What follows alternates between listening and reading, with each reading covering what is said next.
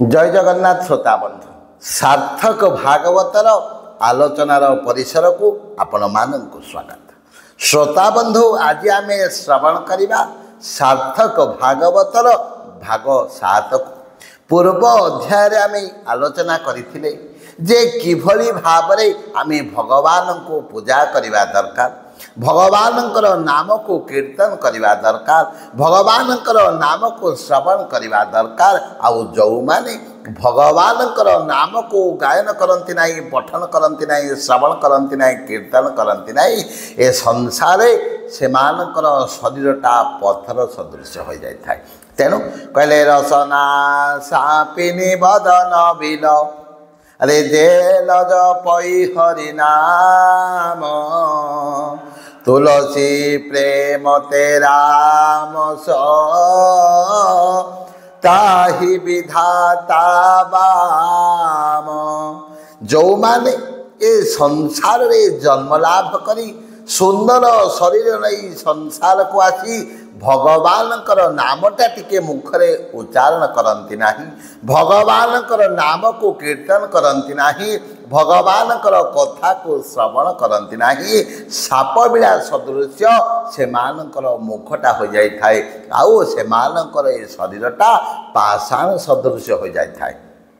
तेणु कीर्तन रे यज्ञ जहा से ही हरि नाम मुख पाई जे न करे से ही तधम रसना अटे सर्प मुख द्वार बीड़ा राम नाम सीना भव सिंधु पार भेड़ा। तेणु भगवान जो मुखटा देइचंती ए जो सुंदर मुखटी देले कौन पाई ए मुखरे जन्म ठारू मरण पर्यंत जदि आम भगवानकर नाम को प्रत्येक क्षण प्रत्येक मुहूर्त भगवान नाम को उच्चारण करवा, अंतिम समय जदि आम भगवानकर नामटा को उच्चारण करदेबा ए संसार सहजरे मुक्ति पाइबा। तेणु सार्थक भागवत अति सुंदर भाव रे कहले माया क्रमस्य सत्य प्राय आउ सत्य सत्य भिन्न नोहे। भल भाव रे टिके बुझिबा पई चेष्टा करंतु। कहले माया क्रमस्य सत्य प्राय आउ सत्य सत्य भिन्न नोहे। आमको ए संसारटा सत्य भली लगुच, तेणु आम भगवान को जानीपारुना। जिते बड़े ए सत्यटा आमको मिथ्या बोली जनाजिब, ये भगवान माया बोली आम जानीजा, ताहले सत्य अर्थात भगवान को आम जानीजा। तेणु प्रथमा प्रतिमा पूजा जप स्तोत्राणि मध्यमा उत्तम मानसी पूजा सोहं उत्तमा उत्तमा सोहं उत्तमा उत्तमा। प्रथमा मानसी पूजा, तेणु आमको प्रथम स्तर में आम प्रतिमा पूजा करने को प्रथमा प्रतिमा पूजा जप स्तोत्राणि मध्यमा उत्तमा मानसी पूजा सोहम उत्तमा उत्तमा।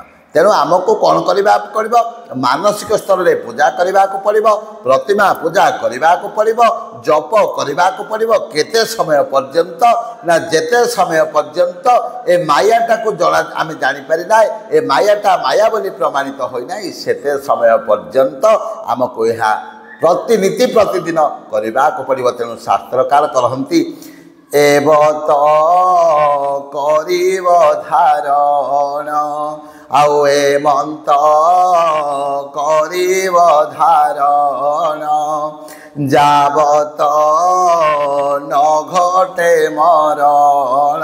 आम जेते दिन पर्यंत मृत्युवरण करना सेते समय पर्यंत एभली भाव रे नीति प्रतिदिन भगवान को जानिबा को यदि चेष्टा करबा, ताहले आज नहीं तो काल निश्चित भाव रे यदि भगवान कृपा हो जब ए माया ठारू आम निजको ऊर्ध्व को नहीं पारिबा, ताहले मायाटा कौन आम जानी पारिबा। ताहले संसारटा कौन कहले भोनाथ गृह अंधकूपे आउ प्राणी जे सन पड़े दुखे।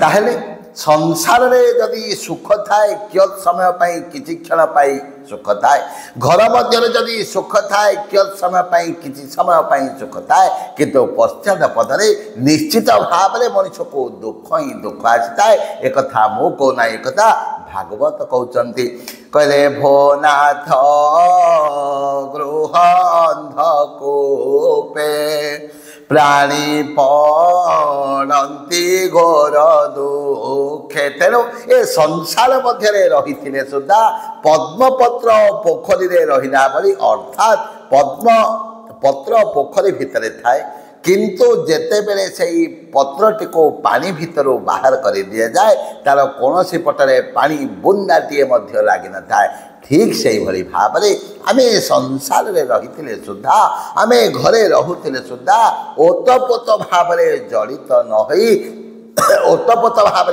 संश्लिष्ट न आमको रही पड़ो तेणु के अवालोचने देखिब अदृश्य मूलता स्वभाव ताले श्रोता बंधु भगवान को नेत्र देखा अत्यंत दुष्पाद्य अत्यंत कष्ट कहीं कहले चित शोध निर्मल हो जाए जार केवल आत्मा को देखे न देखी संसार निर्मल आत्मा रे चित्त समाहित हेले ए दृश्य जगत तोते नदी शिव भोले सिया राममय सब जग जानी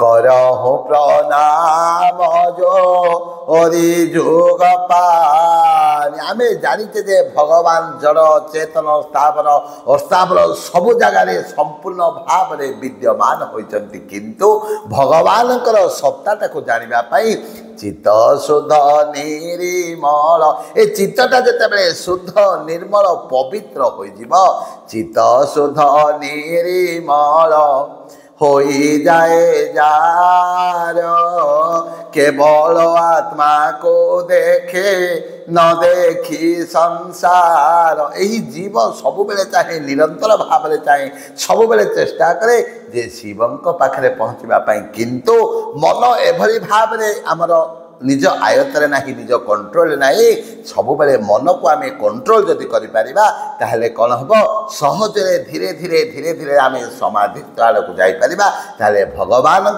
सत्ता को अनुभव कर तेणु ए जो मनीष जदि जन्म काल मध्य भगवान को जानीपारा ना आत्म साक्षात्कार रास्ता निज को नहीं पारा ना ताहले कौन हम ना पुनरपि जननम पुनरपि मरणम पुनरपि जननी जठरे शयनम चक्रवर्ती परिवर्तन्ते सुखानि च दुखानि च पुनर्बार कौन हम एभली भाव में जन्म मरण रूपक चक्र में पड़ी बारंबार कौन हम मनीष को विभिन्न प्रकार जोनि रे जन्म लाभ करने को पड़ो तेणु सार्थक भागवत कहती कले अर्जिला कर्मर आयते आओ जन्म मरण ए जगते आपण माने देखुचंती किछि लोक कौन करती संसार रे जन्म लेला परे खुशी रे दुख न भोगी सुख रे प्राचुर्य ऐश्वर्य मध्य धन संपत्ति मध्य बढ़ती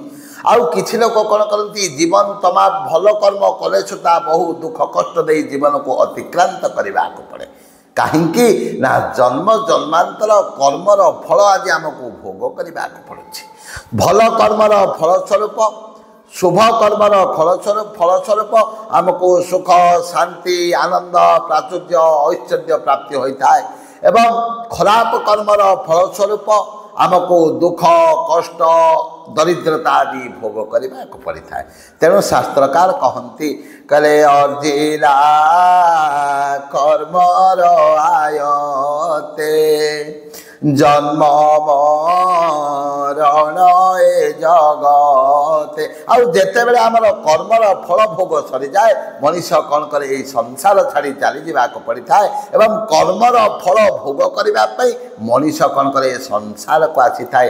ତେଣୁ ଅକର୍ମେ ବାସୁଦେବ ପ୍ରୀତି, ଆଉ କର୍ମ କରିଲେ କ୍ଷୟ ଯାଆନ୍ତି। ତେଣୁ ଯଦି ଆମେ ଅଶେଷ କର୍ମ କରିବା ନିଶ୍ଚିତ ଭାବରେ ଭଗବାନଙ୍କର ପ୍ରିୟ ହୋଇ ରହିବା।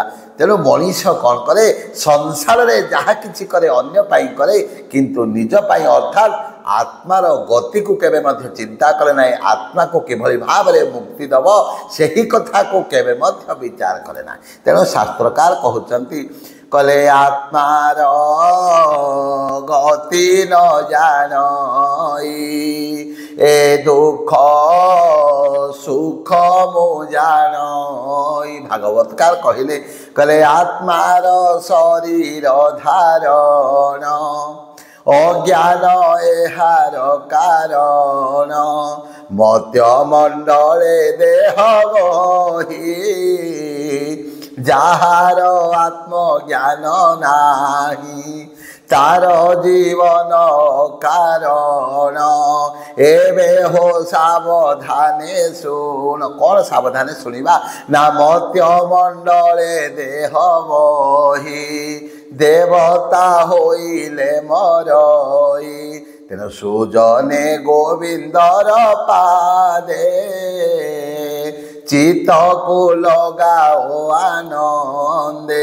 ଶ୍ରୋତାବନ୍ଧୁ କହିବାର ଅର୍ଥ, ଭାଗବତକାର ଯେଉଁ କଥାକୁ କହନ୍ତି, ଆତ୍ମାର ଗତି ନ ଜାଣଇ ଏ ଦୁଃଖ ସୁଖ ମୁଁ ଜାଣଇ। ମଣିଷ କ'ଣ କରେ, ପ୍ରକୃତରେ ସିଏ କିଏ ନ ଜାଣିପାରିବା ଯୋଗୁଁ ସଂସାରରେ ଦୁଃଖ ସୁଖକୁ ନିଜେ ବୋଲି ଅନୁଭବ କରେ, କିନ୍ତୁ ଆତ୍ମା ହେଲା ପ୍ରକୃତରେ ଅଜର ଅମର ଅବିନାଶୀ। ସେଇ ଆତ୍ମାକୁ ଯେହେତୁ ମଣିଷ ଜାଣିପାରୁନାହିଁ, ତେଣୁ ଆତ୍ମାକୁ ନ ଜାଣିବାର ଫଳସ୍ୱରୂପ ମଣିଷ ନିଜକୁ ଏ ଶରୀର ବୋଲି ଚିନ୍ତା କରି ଦୁଃଖ ସୁଖରେ ଜଡ଼ିତ ହୋଇ ରହିଥାଏ। ଦିନକର କଥା, ଜଣେ ସେଠଜୀ ଥାନ୍ତି, ଅତ୍ୟନ୍ତ ଭଲ ଲୋକ। ସେ କ'ଣ କରନ୍ତି, ସବୁବେଳେ ଭଲ କାମ କରନ୍ତି। ତାଙ୍କର ଗୋଟିଏ ପୁତ୍ରଟିଏ ଥାଏ।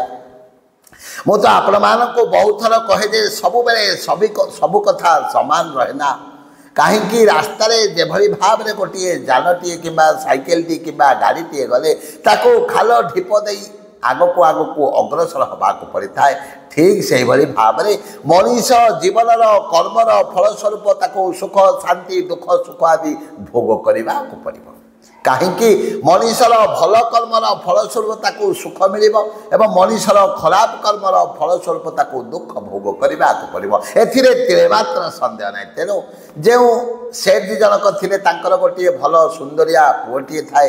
ଏଭଳି ଭାବରେ କିଛି ଦିନ ଗଲା।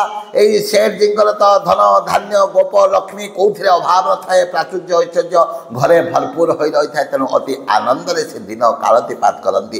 ଦିନେ ଏଭଳି ଭାବରେ ତାଙ୍କ ଘରକୁ ବିପତ୍ତି ମାଡ଼ି ଆସିଲା। କ'ଣ ହେଲା, ତାଙ୍କର ଥିବା ପୁଅଟି ମରିଗଲା। ସେ ଯାଇ ଜଣେ ସାଧୁଙ୍କ ପାଖରେ ପହଞ୍ଚିଲେ, ପଚାରିଲେ, ହେ ସାଧୁ ଆତ୍ମା, ହେ ସାଧୁ, ମୋର ଏଭଳି ଅସୁବିଧା କାହିଁକି ହେଲା? ଜୀବନରେ ତ ମୁଁ କାହାର ଅନିଷ୍ଟ କରିନି, କାହାର ଖରାପ କରିନି, କାହାର ମନ୍ଦ କରିନି, କାହାକୁ ଦୁଃଖ ଦେଇନି, କିନ୍ତୁ ଆଜି ଭଗବାନ ମୋତେ କାହିଁକି ଏଭଳି ଦୁଃଖ ଦେଲେ?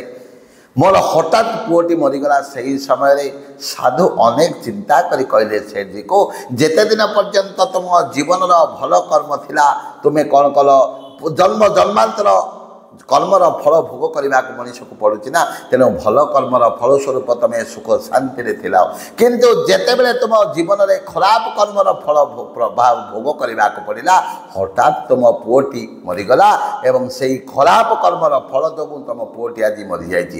କହିବାର କଥା, ମଣିଷ ଯଦି କର୍ମ କରିବ ତାକୁ କର୍ମର ଫଳ ଭୋଗ କରିବା ପାଇଁ ପୁନର୍ବାର ସଂସାରରେ ଜନ୍ମ ନେବାକୁ ପଡ଼ିବ। ତେଣୁ ଆମେ ଯଦି ଅକର୍ମ କରିବା, ଭଲ କର୍ମ କରିବା, ଅର୍ଥାତ୍ ଅନ୍ୟର ଉପକାର କରିବା, ଅନ୍ୟ ପାଇଁ ମଙ୍ଗଳ କରିବା, ଭଗବାନଙ୍କର କଥାକୁ ଜପ କରିବା, ଭଗବାନଙ୍କର କଥାକୁ ଶ୍ରବଣ କରିବା, ନାମକୁ କୀର୍ତ୍ତନ କରିବା ଏବଂ ସେଥିରେ ହଜିଯିବା ମଜିଯିବା, ନିଜକୁ ଭୁଲିଯିବା, ତାହେଲେ ନିଶ୍ଚିତ ଭାବରେ ଆମେ ଭଗବାନଙ୍କୁ ଜାଣିପାରିବା। ଫଳସ୍ୱରୂପ ଏ ଯେଉଁ ସଂସାର ରୂପକ ସାଗରରେ ଆଉ ବାରମ୍ବାର ପଡ଼ିବା ନାହିଁ। ଆଜି ତ ସମୟ ହୋଇଯାଇଛି, ଆମେ ବାଣୀକୁ ବିରାମ ଦେବା। ଜୟ ଜୟ ଜଗନ୍ନାଥ। ସର୍ବେ ଭବନ୍ତୁ ସୁଖିନଃ, ସର୍ବେ ସନ୍ତୁ ନିରାମୟା, सर्वे भद्राणि पश्यन्तु मा कश्चित् दुःखभाग् भवेत्। हरि ओम शांति शांति शांति।